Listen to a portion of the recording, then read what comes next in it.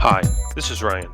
I'm going to demonstrate how I work with Mac OS X and how I work with my editor of choice, Emacs. I run my own software consultancy called McGeary Consulting Group. I specialize in web application development and offer a wide range of services including development, mentoring, and business advice. If you should have any questions about this screencast or would like to tell me about your new project, feel free to reach out. Before we dive into how I use Emacs, I think it's first important to talk about how I set up my OS X environment for day-to-day productivity. I'm an advocate of using 3 monitors. I currently have 3 large displays. My left monitor is reserved for synchronous communication, web browsing, and my terminal.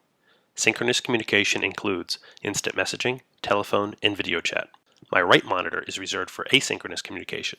I keep a dedicated Gmail window here.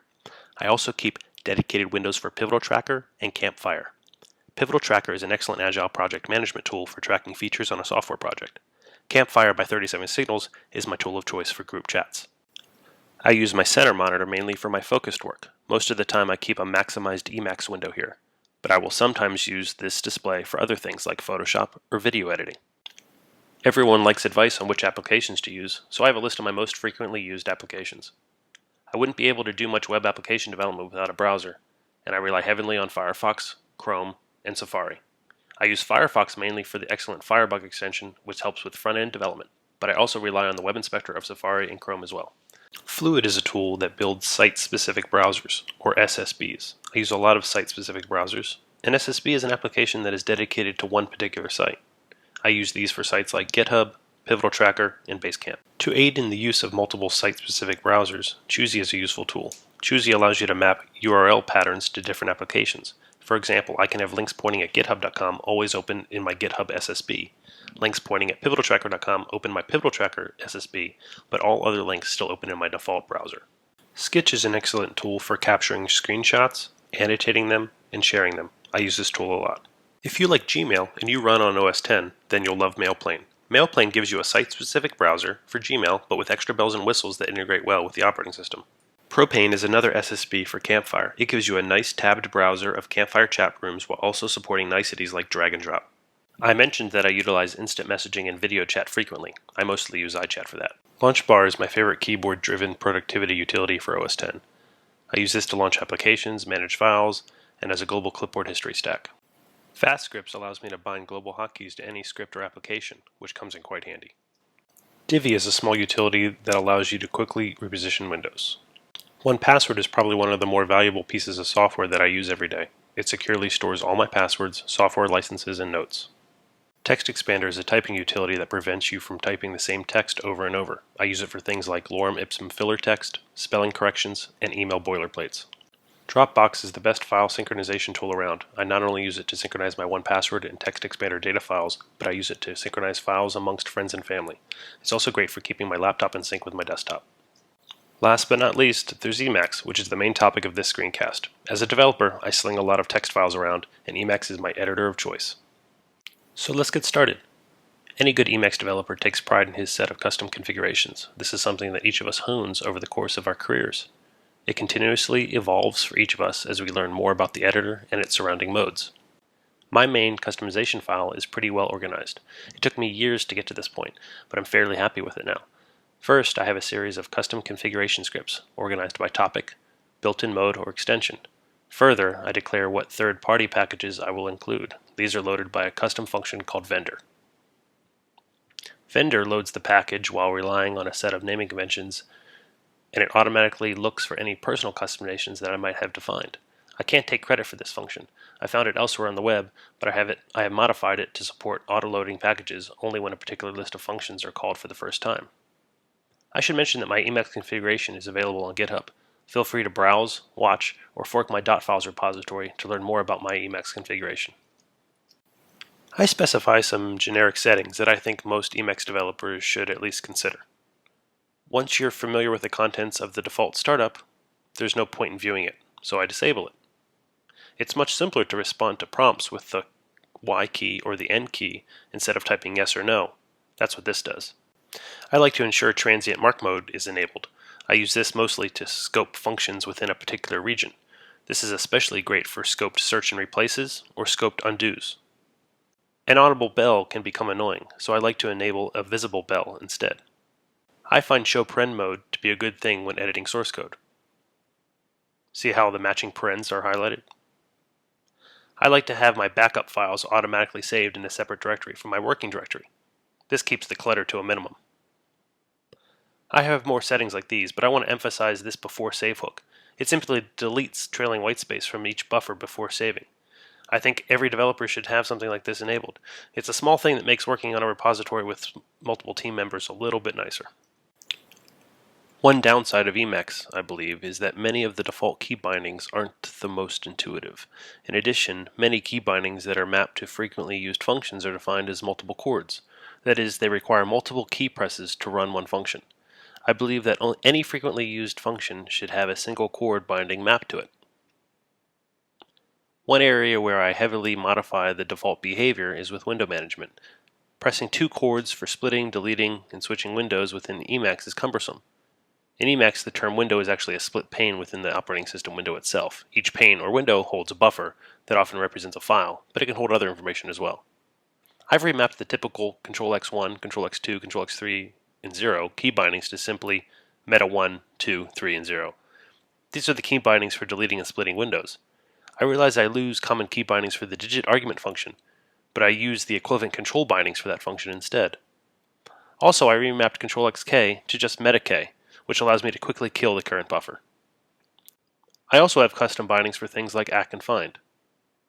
I add bindings for my source control modes, like Magit, which I'll talk about more later. I'm a big advocate of using tab completion everywhere, and I take special care to make sure it works in every Emacs buffer. Here I have the beginnings of my configuration that allows me to accomplish this. Again, see my GitHub repository for more detail. I use a combination of hippie expand, YA snippet, and some custom functions borrowed from the Emacs wiki to recognize when I want to indent and when I want to autocomplete. We'll talk more about YA snippet in a bit. Let me give you a quick demonstration of my tab completion. First, we'll try to complete something near our current point. We'll type glob, hit tab, and we'll see that we completed global set key. Next, let's try to complete a path on the file system. It's found my home directory. I can then complete other paths within that directory.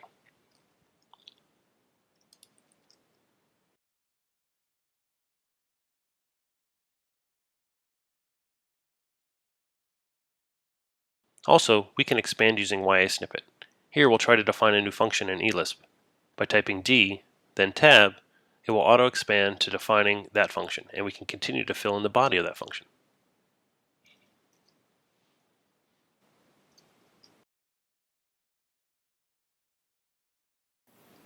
A mode that I use somewhat frequently is org mode.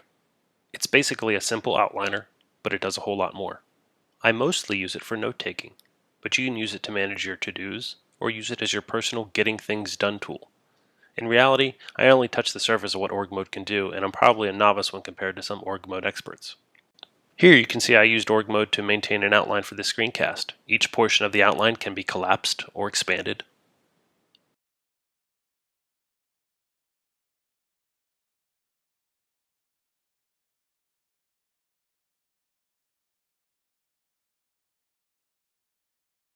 See, I even wrote the script here in org mode. One of the modes that I use constantly is IDO mode. IDO stands for interactive do. It can be used as a superset of iSwitched-B for switching between buffers, but it offers nice facilities for selecting elements from any list. It works within the mini buffer. It's great because it only requires that you type a portion of the choice that you're looking for in the list. It can be used to complete files within the current directory while running find file, or it can be used as a way to quickly respond to a long list of choices. I like to use it with flex matching turned on. Flex matching is sometimes known as fuzzy matching. It allows you to match any series of characters in the list of choices. They don't necessarily have to be contiguous. Here, I'll use it to switch to a different buffer. We'll type RGC test, and it will find the Ruby Gems controller test. Pretty cool. I happen to do a lot of Ruby on Rails development. In the past, I've tried a few different Emacs modes to help with it, but I've settled on Renari lately. It's fairly lightweight and has good support for some common use cases, like jumping between files, running targeted tests, and running the console. First, let's try to navigate between files. I'm in this model called download.rb, which came from the Gemcutter project. Now to be fair, I've remapped some of the default key bindings in Renari, but when I type Ctrl-C-T, I am taken to the corresponding test file. Hitting Ctrl-C-M takes me back to the model. We can also run tests for this model. Let's hit Ctrl-C:*T and watch the tests pass. If we want to run the console for this app, we can hit Ctrl-C:*C. Once this loads, let's find all the active record tables.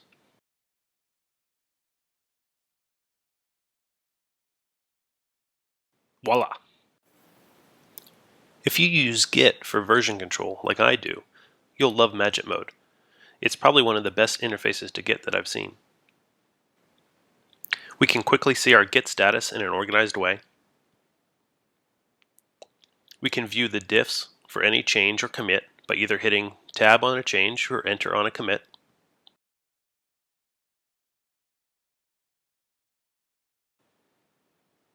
It displays untracked files, gives us an easy way to stage hunks or stash changes.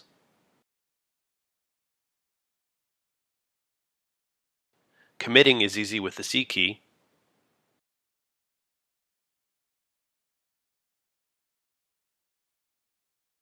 And we even have easy access to the logs and ref logs with the L key. Keyboard macros are one of my favorite things about Emacs. Macros are often key to any productive Emacs session. They allow you to record keystrokes and replay those keystrokes automatically later. I'm going to give you a quick demo. This is a somewhat trivial example, but it should get the point across. We have a scratch buffer containing the 26 letters of the English alphabet. What I'd like to do is group all the letters by threes, so each line has 3 letters each. In other words, I'd like to have one line with A, B, C, another with D, E, F, and so on. So, we can start a macro with Ctrl-X open paren. You often want to start at the beginning of a line when recording your macro. It makes for a clean reference point. In this scenario, we'll go to the end of the line, delete a character, and then do that one more time and go to the next line. We'll stop recording the macro with Ctrl-X close paren. Now, we can repeat that macro with Ctrl-X-E, with subsequent E's repeating the macro further. Soon we have our desired output using a technique that might be tedious otherwise. I hope you've enjoyed this screencast. Again, my name is Ryan McGeary. If you have any questions or would like me to elaborate on any of these topics, feel free to contact me. I'd love to get your feedback.